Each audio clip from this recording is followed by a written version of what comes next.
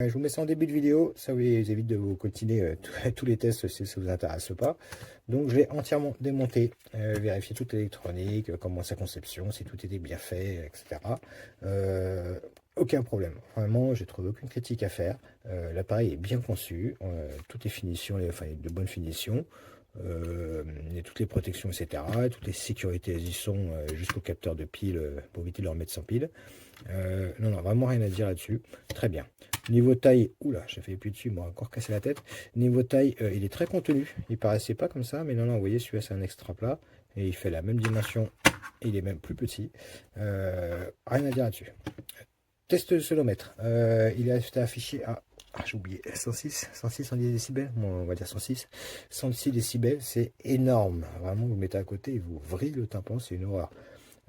Pour comparaison, l'autre là, il fait que 96. 96, c'est déjà très fort, hein. 10 décibels, c'est exponentiel, hein. Ça fait une très grosse différence, hein. Donc, pour le mettre une cave ou un endroit qui est loin, que vous avez peur de pas l'entendre, celui-là, il est très bien.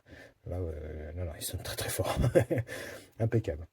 Des petits détails, voilà. Moi, je m'intéresse beaucoup aux petits détails comme ça. Le collant, vous voyez, pour le mettre, souvent ils mettent une espèce de mousse. Le jour où vous l'enlevez, ça vous laisse des morceaux de charpie de mousse au plafond, c'est une horreur. Là, c'est un bon collant, vous voyez, c'est un caoutchouc. Celui-là, voilà, vous allez l'enlever sans. Il colle très bien d'ailleurs. Vous allez l'enlever sans faire de dégâts à votre plafond en laissant des boucles 3 heures. C'est des petits détails, vous voyez, qui mettent de la qualité sur les petites choses, ça permet de se rassurer sur le reste en général. Notice en français. Et puis voilà, la vidéo est déjà hyper longue. Allez, je vous laisse voir les tests pour ceux que ça intéresse.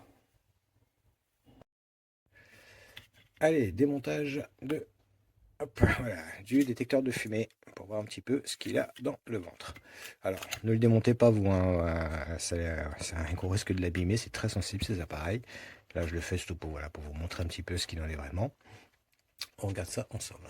Nous voyons la carte électronique, donc j'ai pu y accéder. L'infrarouge et le phototransistor est bien protégé dans une cage de Faraday, ce qui est assez rare. En général, il y a juste la grille pour protéger des poussières et des insectes. Mais il n'y a pas le blindage électromagnétique, que celui-là en dispose là.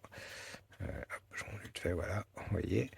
Donc très bien, c'est sûrement pour protéger aussi les nouvelles photodiodes qui sont très sensibles à ça. Donc impeccable là-dessus, rien à dire. Je peux malheureusement pas ouvrir la cage parce que ils sont soudés aux ultrasons. Donc il faudra que je la casse pour l'ouvrir. J'aurais bien voulu voir un petit peu ce qu'il y avait dedans, malheureusement, bon, on va être obligé de leur faire confiance. On va voir que finalement, dans l'ensemble, tout est plutôt de bonne qualité, les composants et tout est bien soudé, c'est propre. Vraiment, il n'y a rien à dire là-dessus. Ils ont mis un vernis de protection, juste là où il faut. Je sais pas pourquoi ils n'ont pas fait toute la carte. Bon, pourquoi pas, c'est pas bien grave, peut-être que la buse elle a un peu déconné aussi. Très bien, là-dessus, aucun souci. Vous voyez, ils ont même rajouté un petit poussoir pour aider à sortir la carte. Il y a des petits détails qui montrent que c'est quand même vraiment de qualité, hein. Donc ça, par exemple, qui aide à pousser et pas abîmer la carte quand on la sort ou quand on la met. Très bien. On voit là les petites lamelles ici. C'est pour pouvoir repousser les piles. Voilà, aider à sortir les piles. C'est bête, mais ça montre qu'ils ont voulu faire vraiment quelque chose de qualité et de complet et qu'ils n'ont pas été radins là-dessus. Ça, personne n'y fera attention, hein, ça, on s'en rend même pas compte qu'il y a ce truc-là. Mais s'ils ont poussé le vis à faire ça, on peut espérer que, voilà, que derrière, tout le reste est vraiment propre. Vous voyez, comme c'est comme le petit poussoir ici. On peut espérer qu'ils n'ont pas menti sur la fiche technique et que tout y est comme il faut. Je n'ai pas les appareils pour tester tout ça, malheureusement, mais je suis plutôt vraiment rassuré là-dessus. Il n'y a pas de problème. Voilà, on voit que tous les plastiques sont vraiment propres. C'est des bons plastiques, hein, ils sont bien épais, c'est du costaud. Allez, très bonne épaisseur.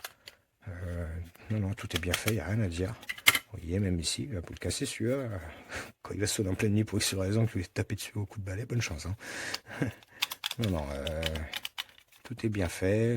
Le buzzer, il est énorme. Et on va le passer au sonomètre pour voir un petit peu comment il sonne après. Non, non, toutes les finitions sont très bonnes. Je suis assez rassuré, en tout cas, sur la qualité de l'électronique. Voilà, là-dessus, rien à dire. On voit qu'il y a un test et tout. Oui, il y a des points de test aussi. J'ai regardé au microscope, on voit qu'il y a des traces, qu'il y a eu des petites rayures, donc c'est-à-dire qu'ils l'ont calibré. Alors, ça, c'est des pics qui viennent se poser dessus, avec des pins.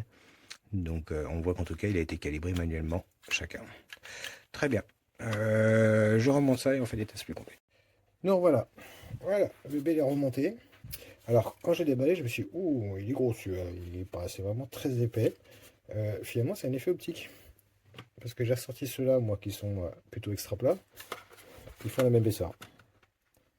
Vous voyez, c'est kiff. Au contraire, celui-là, il m'est même plus petit. Voilà, c'est parce que c'est le design, les petites rayures et tout. Non, finalement, il est très contenu, c'est impeccable. Bon, voilà ça. J'ai oublié de préciser un truc dans la vidéo concernant là, les petits loquets qui servent à repousser des piles. Et ça ne sert pas qu'à ça aussi, hein. Vous voyez, avec le petit bitonio ici, c'est une sécurité. Si on n'a pas les piles, on ne peut pas refermer le boîtier. Voilà, ça évite d'oublier de remettre des piles. Vous savez, des fois, ils sonnent pour rien, on enlève les piles, on remet en place, et puis on oublie de remettre des piles un jour. J'aurais dû préciser tout à l'heure, j'y ai pas pensé. D'ailleurs, je vais vous montrer, vous allez voir. S'il n'y a pas les piles, je ne peux pas le fermer. Parce que les petits bétonniaux, on se prend là-dedans à peu près. Donc le fait de mettre des piles, voilà, hop, ça écrase les petits bétonniaux. Et par contre, ça les repousse dès que je l'ouvre. Ça permet d'attraper la pile facilement. C'est pas mal. Allez, tac, tac. Et là maintenant, je peux le fermer. Impeccable.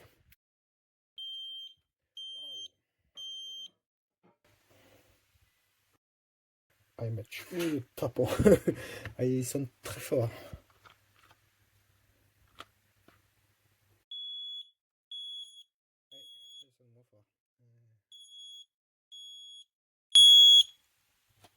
Ouais, c'est deux coups normalement. Ok, très bien. Donc ouais, de temps en temps on fait un petit test hein, pour voir si tout fonctionne bien. Vous appuyez un coup dessus, c'est tout. Impeccable. On va regarder sur le mètre un peu ce que ça donne. Ouais. Donc voilà, je lance un test. On se met à 1 mètre.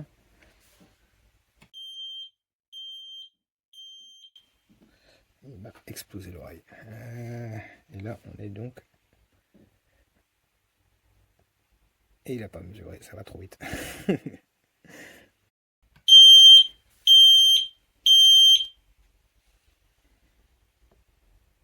C'est bon, il l'a eu ce coup-ci. On est à 106 décibels. D'accord. C'est pas un appareil hyper précis avec des mesures hyper précises. Hein. C'est pour vous donner une idée. On va le faire avec celui-là pour vous donner une autre idée.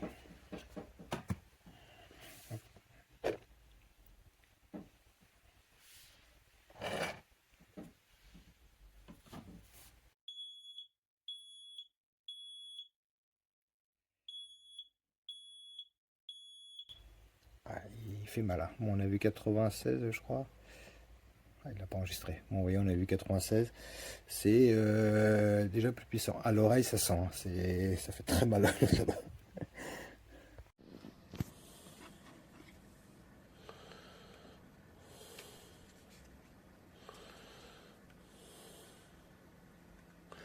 Vamos a hacer una prueba para que escuchéis lo bien que va.